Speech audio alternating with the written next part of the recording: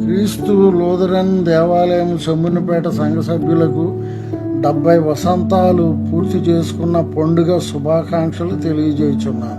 ఈ సందర్భంలో సంఘ నిర్మాణంలో ప్రముఖ పాత్ర వహించిన మా తల్లిదండ్రులు, కుటుంబ సభ్యులను జ్ఞాపకం చేసుకుంటూ మొదట తాటి ఆకు పాకలో సంఘ ఆరాధనలు నిర్వహింపబడేవి.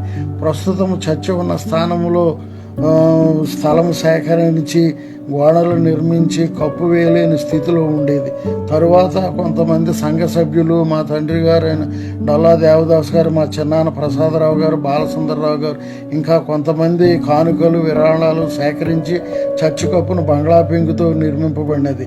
మా కుటుంబ సభ్యులు ప్రస్తుతం క్రమ తప్పకుండా చర్చికి హాజరవుతూ మా తల్లిదండ్రులు కూడా ఈ బంగ్లా పెంకు వరకు కార్యక్రమాలన్నిటిలో పాల్గొని ఉన్నారు. మా తండ్రి గారు సంఘం కొరకు ఫుల్ పిట్టును, బైబిల్ స్టాండ్ను సమర్పించి ఉన్నారు. అదేవిధంగా మా అన్నగారైన డొల్లా జయప్రకాష్ గారు మొదటగా ఈ సంఘం నుండి లూథరన్ పాస్టర్గా ట్రైనింగ్ పొంది పనిచేసి ఉన్నారు. ఈ సంఘంలో కూడా పనిచేసి ఉన్నారు.